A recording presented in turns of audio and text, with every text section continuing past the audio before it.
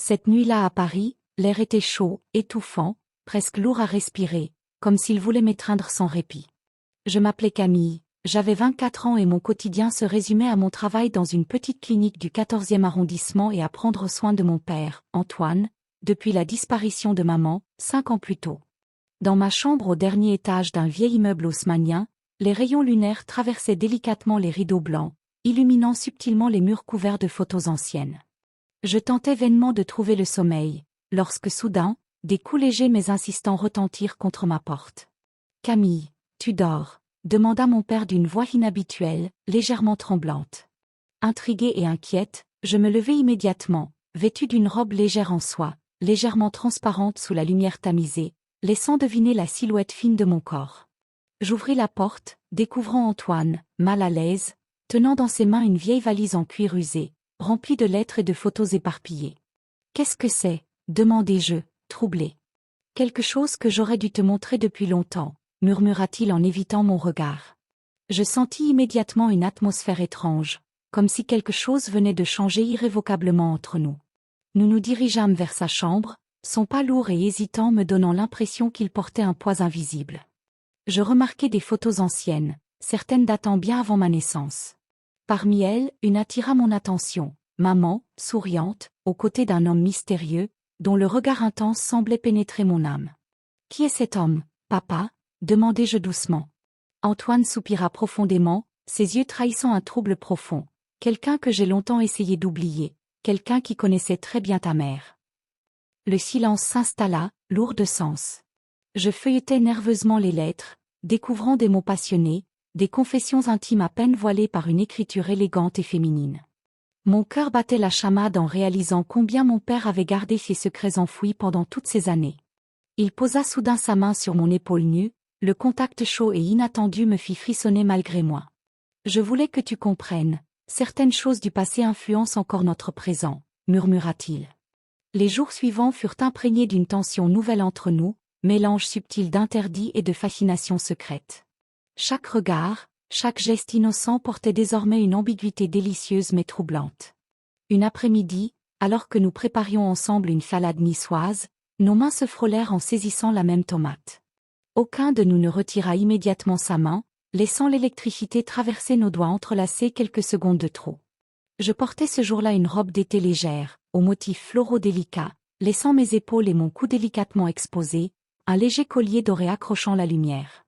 Antoine détourna rapidement les yeux, gêné mais intrigué. « Tes cheveux, ils ressemblent tellement à ceux de ta mère, » souffla-t-il, sans me regarder directement.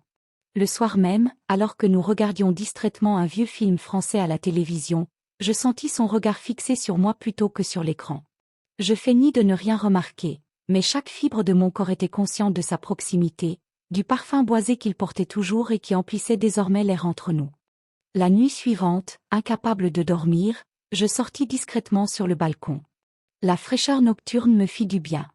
Je portais simplement un déshabillé blanc en dentelle, légèrement ouvert sur le devant, flottant au gré de la brise légère, accentuant subtilement mes courbes féminines sous les reflets lunaires. Soudain, je perçus une présence derrière moi.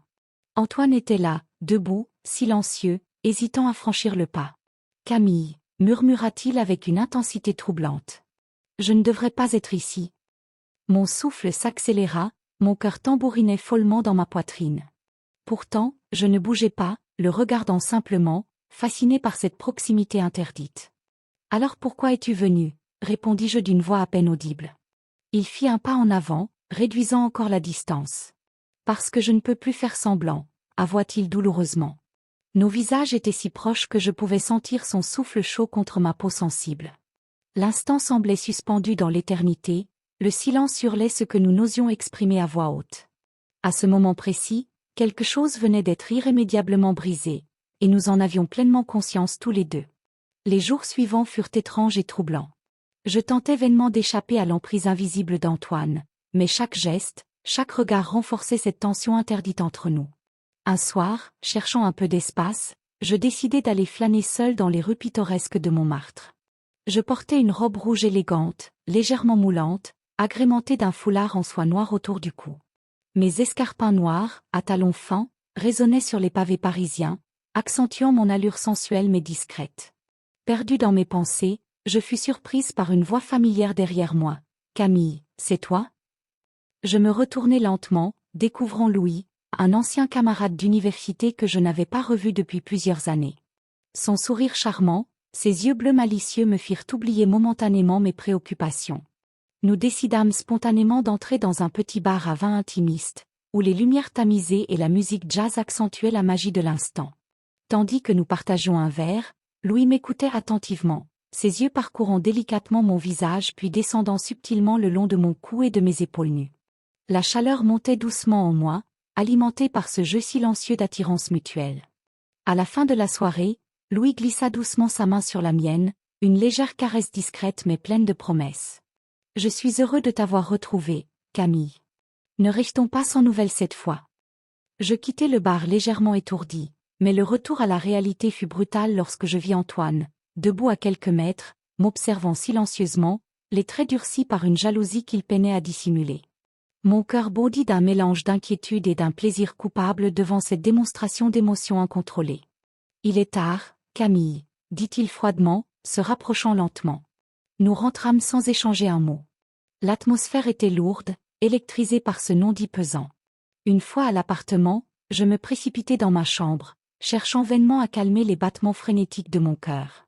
Quelques instants plus tard, des pas fermes s'arrêtèrent devant ma porte. « Camille, ouvre-moi » murmura Antoine d'une voix chargée d'émotion. J'hésitai brièvement avant d'ouvrir. Il entra, refermant la porte derrière lui. Nos regards se croisèrent intensément, remplis de questions silencieuses. Sans prévenir, il s'approcha, réduisant à néant la distance qui nous séparait. Son parfum familier m'enveloppa totalement. « Qui était cet homme ?» demanda-t-il d'une voix grave, presque rauque. « Juste un ami », répondis-je d'une voix faible, presque tremblante. Ses doigts effleurèrent doucement ma joue, descendant lentement vers mon cou, envoyant des frissons délicieux sur ma peau. Je fermai les yeux, incapable de résister davantage à cette tentation dangereuse. Il s'approcha encore plus près, son souffle chaud glissant sur mon oreille. « Tu sais très bien ce que tu fais en me provoquant ainsi. » À cet instant précis, nous fûmes interrompus par le son d'un téléphone dans la pièce voisine, nous ramenant brutalement à la réalité. Antoine se recula, visiblement troublé, son visage marqué par un combat intérieur violent. « Je ne peux pas encore », murmura-t-il avant de quitter précipitamment ma chambre. Seul dans le silence nocturne, je réalisais pleinement la complexité de ce qui nous unissait désormais. Le désir, l'interdit, et l'ombre d'un passé mystérieux qui semblait vouloir refaire surface à tout prix. Pour fuir l'atmosphère pesante à Paris, je décidai spontanément de rejoindre une amie proche, Emma, dans sa villa familiale à Nice. La Côte d'Azur semblait être la destination parfaite pour retrouver un semblant de paix intérieure. En arrivant, la douceur méditerranéenne m'accueillit, et je m'installai rapidement dans une chambre lumineuse, décorée avec goût, donnant sur la mer azurée. Pour oublier mes tourments, Emma m'invita à une soirée organisée sur un yacht, ancré au large. Vêtue d'une robe bleue satinée à fines bretelles, délicatement fendue sur la jambe, assortie de sandales argentées à talons fins, je sentais les regards admiratifs se poser sur moi tout au long de la soirée.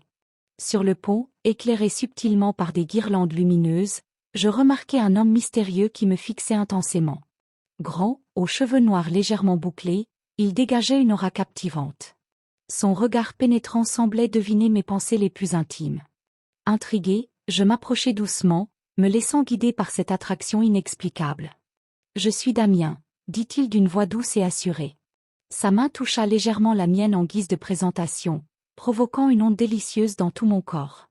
La conversation devint rapidement intime, chaque mot chargé d'une tension subtile et captivante. Ses doigts effleuraient parfois les miens, créant une douce confusion entre désir et interdiction. Je sentais que Damien percevait mes vulnérabilités sans jamais les exploiter, ce qui le rendait encore plus séduisant. À un moment donné, alors que nous observions les étoiles sur une terrasse isolée du yacht, Damien glissa discrètement un masque de velours noir dans mes mains. « Mets-le » murmura-t-il en souriant mystérieusement. « Fais-moi confiance. » Le cœur battant, je le mis doucement, mes sens exacerbés par l'obscurité soudaine. Je sentis alors ses doigts parcourir lentement mes épaules nues, descendant délicatement le long de mon dos, provoquant des frissons de plaisir interdit. Sa voix à mon oreille était à peine audible. Parfois, il faut fermer les yeux pour vraiment ressentir. Cette exploration sensuelle, toujours subtile et respectueuse, éveilla en moi une passion que je croyais avoir oubliée. Cependant, alors que la tension devenait presque insoutenable, mon téléphone vibra soudainement. Sur l'écran, le nom d'Antoine s'afficha. Troublé, je retirai précipitamment le masque.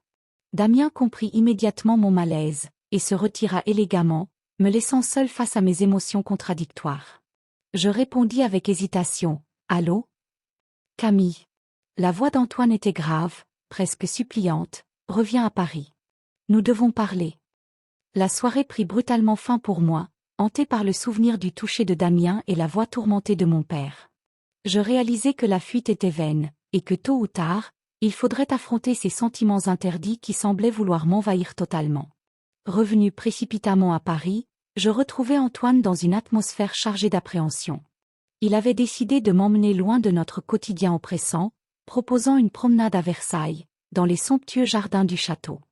J'acceptai avec réticence, consciente que ce lieu chargé d'histoire pourrait être témoin d'un tournant décisif dans notre relation. Je portais une robe longue, fluide, de couleur lavande, délicatement ouverte dans le dos, accompagnée de sandales élégantes à lanières dorées, et d'un châle léger posé sur mes épaules. Antoine marchait à mes côtés, silencieux, visiblement troublé. Le parfum des fleurs environnantes et la beauté royale des lieux créaient une atmosphère surréaliste. Nous nous arrêtâmes près d'une fontaine isolée, loin des touristes. Antoine se tourna vers moi, les yeux emplis d'une émotion complexe et douloureuse. « Camille, il est temps que tu connaisses toute la vérité », commença-t-il doucement, sa voix tremblant légèrement. Il sortit une enveloppe ancienne de sa poche, me la tendant avec hésitation. À l'intérieur, une lettre écrite par maman révélait un secret bouleversant. Antoine n'était pas mon père biologique. Mon véritable père était l'homme mystérieux aperçu sur les photos, ancien amant de ma mère. Mon cœur se serra violemment, les larmes montèrent à mes yeux. Je levai la tête, cherchant dans le regard d'Antoine une explication. Son visage était marqué par la souffrance mais aussi un profond amour. « Je t'ai toujours aimé comme ma propre fille », murmura-t-il avec sincérité, s'approchant pour caresser doucement mon visage. « Mais je ne peux plus nier ce que je ressens. » Ces révélations fracassantes changeaient tout. Le sentiment d'interdit, bien que toujours présent, se teintait désormais d'une étrange légitimité. Mes émotions étaient en conflit total, entre soulagement, confusion et désir inavouable. Antoine prit délicatement ma main, ses doigts s'entrelacèrent aux miens. « Je ne veux pas te perdre, Camille », souffla-t-il. Son regard brûlant me fit trembler intérieurement. Nous restâmes ainsi, immobiles, dans ce décor magnifique, unis par un secret douloureux et fascinant. Sa main glissa lentement sur ma taille, son toucher discret mais suffisamment intime pour me troubler profondément. Nos visages se rapprochèrent instinctivement, une attirance irrépressible nous poussant l'un vers l'autre. Pourtant, juste avant que nos lèvres ne s'effleurent, un bruit soudain nous fit sursauter. Un homme inconnu nous observait à distance, appareil photo en main. Antoine recula immédiatement, perturbé et inquiet. « Qui est-ce » murmurai-je, sentant monter la panique. « Quelqu'un qui pourrait tout détruire », répondit-il gravement, me serrant contre lui de façon protectrice. En quelques secondes, le mystère venait de s'épaissir davantage. Qui était cet homme ? Et pourquoi semblait-il déterminé à bouleverser définitivement nos vies ? Cette menace extérieure venait ajouter à notre histoire une nouvelle dimension inquiétante, rendant notre situation encore plus précaire. Après l'incident inquiétant à Versailles, Antoine et moi retournâmes à Paris, enveloppés d'un silence oppressant. Chaque instant semblait suspendu entre désir et crainte, amour et culpabilité. L'inconnu et ses mystérieuses intentions hantaient mon esprit sans cesse. Pour apaiser cette tension insupportable, Antoine proposa une dernière promenade nocturne le long des quais de la Seine. Je portais cette fois une robe noire élégante, légèrement transparente, aux détails de dentelle subtile sur le décolleté et les manches longues. Mes escarpins rouges ajoutaient une touche audacieuse à cette tenue discrètement provocante. Une légère brise faisait voler doucement mes cheveux, tandis que les lumières de Paris se reflétaient sur les eaux calmes de la Seine. Nous marchions côte à côte, sans échanger un mot, mais nos mains s'effleuraient fréquemment, chaque contact éveillant en moi une émotion à la fois délicieuse et douloureuse. Finalement, Antoine s'arrêta près du pont Alexandre III, un endroit à l'élégance romantique et intemporelle. Il tourna vers moi un regard rempli de douceur et de tristesse. « Camille », murmura-t-il doucement, « je sais que tout cela est compliqué, mais mon cœur ne peut plus le nier. Tu es tout pour moi. » Je restai immobile, incapable de trouver mes mots. Mon cœur battait fort, pris entre passion et confusion. Ses doigts caressèrent tendrement ma joue, glissant doucement jusqu'à mon cou. Mon corps entier réagit instinctivement à son toucher délicat. « Antoine », soufflai-je presque inaudiblement, « je ne veux plus fuir ce que je ressens. » Lentement, presque timidement, nos visages se rapprochèrent, jusqu'à ce que nos lèvres se rencontrent enfin. Ce baiser fut à la fois doux et passionné, unissant nos âmes dans une étreinte interdite et pourtant irrésistible. Antoine me serra contre lui, sa chaleur m'enveloppant entièrement, faisant disparaître toute inquiétude. Nous restâmes enlacés longtemps, ignorant tout ce qui nous entourait. Le bruit doux de l'eau, les lumières de Paris, tout semblait s'effacer devant l'intensité de ce moment. Finalement, Antoine rompit délicatement notre étreinte, son regard profond plongé dans le mien. « Camille, malgré tout l'amour que je ressens pour toi, nous savons que rien ne sera simple, » dit-il doucement. Je hochai la tête, consciente de la vérité douloureuse de ses paroles. À ce moment précis, je remarquai à nouveau la silhouette familière de l'homme mystérieux, qui nous observait silencieusement à distance, cette fois sans appareil photo, mais avec un sourire énigmatique. Antoine suivit mon regard et aperçut l'homme également. « Je vais devoir affronter ce passé que j'ai essayé d'oublier, » murmura-t-il. « Mais promets-moi, Camille, que quoi qu'il arrive, tu resteras forte. » La voix tremblante, je répondis simplement, « Je te le promets. » Nous regardâmes ensemble l'inconnu disparaître lentement dans l'obscurité, emportant avec lui les mystères de notre histoire commune. Ce soir-là, sous les étoiles parisiennes, nous réalisâmes pleinement que notre amour était aussi puissant que dangereux, et que le destin nous réservait encore bien des épreuves. À l'aube, Antoine me raccompagna doucement jusqu'à notre appartement, chacun conscient que ce moment de paix était éphémère. Avant de fermer la porte derrière lui, il me dit d'une voix tendre mais grave, « Camille, quoi qu'il advienne demain, je t'aimerai toujours. » Je restai seule, debout au milieu du salon silencieux, sachant parfaitement que cette nuit venait de changer notre vie à jamais. Le futur était incertain, plein de questions sans réponse, mais une chose restait indéniable, notre histoire était loin d'être terminée.